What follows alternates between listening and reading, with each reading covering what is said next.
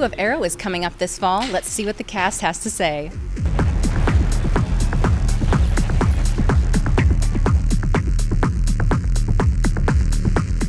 Everything that happens with Oliver, every decision that Oliver makes going forward is influenced by Tommy's death and what Tommy thought of Oliver when he died. How is Oliver going to deal with his, failure at the end of last season? The answer to your question really is where we find him at the beginning of season 2, and it's not the place you expect. You'll see he's made some decisions in light of that experience that do not sit well with Diggle and Felicity. So will you be getting a potential love interest in I know, it's funny with Diggle because right now he's with his dead brother's wife. Yeah, we're going to make some choices about that. But yes, you will be seeing more romance for Diggle. With Black Canary joining the show, how is that going to change your dynamic with Oliver? Her head is in that space right now when it comes to Oliver. She loves Oliver dearly, and she loved Tommy also, and Tommy is no longer with us. So, I think she's sort of grieving, mourning, and kind of trying to figure out what her next move is, especially since she no longer has a job because CNRI burnt down. Last season was really much more about Oliver Queen being a vigilante, and this season, he even says in the first episode that he doesn't want to be the Hood anymore. He really wants to be a hero. So for us, the season is really about him evolving from being the Arrow to being the Green Arrow.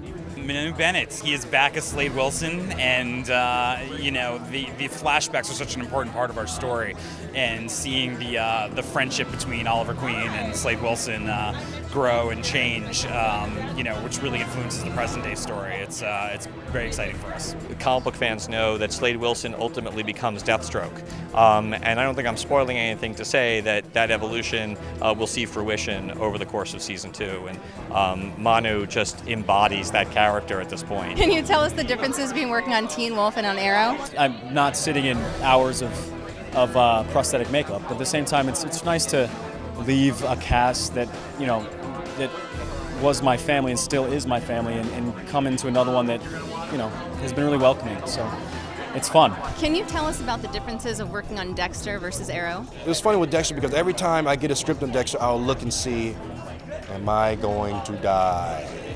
I'm not looking at that, so that's one difference. People saw in Dexter kind of a sense of delivering justice that doesn't get delivered. So I think people buy into that. So there's a lot more similar, oddly enough, between Oliver Queen and Dexter than there is different. My best day on set so far, got to stand around all day and eat donuts. Felicity goes undercover in season 1 as a big belly burger delivery woman. And on set that day, we had Mr. John Barrowman, we had Colton Haynes, we had Willa, we had Steven. And it was just really fun. We just had such a ball. We put on a musical in the bathroom, and it was just outside, and it was sunny, and it was great. What have the challenges and pleasures been in shooting in Vancouver? Honestly, the toughest thing is just that, we're a really tight-knit group, the production and the cast and the writers, and, just being in different cities sometimes makes that a challenge. But, Vancouver, the show has this sort of gritty, Seven-esque, dark city, and, the rainy season in Vancouver really lends itself for that. Can you describe your character on Arrow in one word? Why did I want to say flamboyant? I don't know that a flamboyant she is. A high-tech? She's high-tech. Raw. Mysterious. This is such a stupid word. Now, can you describe your character on Arrow in one word?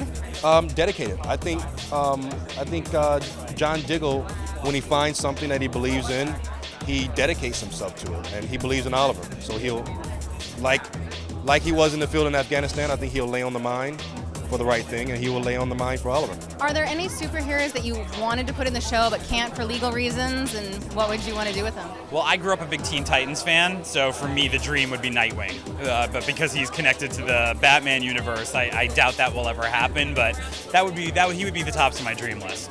I gotta go Batman. This particular version of Green Arrow that we're doing on the show, I think would sort of surprise Batman. In some ways, we've created a vigilante that's even more sort of harder edged than Batman himself. The difference being Batman, no matter what, does not kill, and we've had a Green Arrow that's a lot darker and edgier even than Batman. I think the two of them would, sparks would fly, and it would be a lot of fun. If you could be any superhero or villain in any universe, who would you be and why? Future Catwoman, here.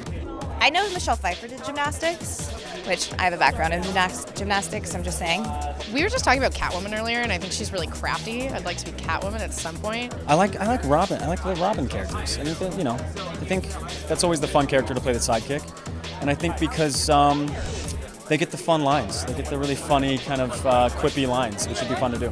I would probably be the Flash. I would love to play a fantastic villain in the DC universe. The Riddler's open for business, isn't it? I think so. I think it is. The Riddler is my answer. All right, great. And why is that? Because I love villains. I love villains. Villains, I mean, that was one of the cool things about Oliver in season 1. He wasn't really a hero at all. Kind of a villain. I just always wanted to play them. So what do you want to be called?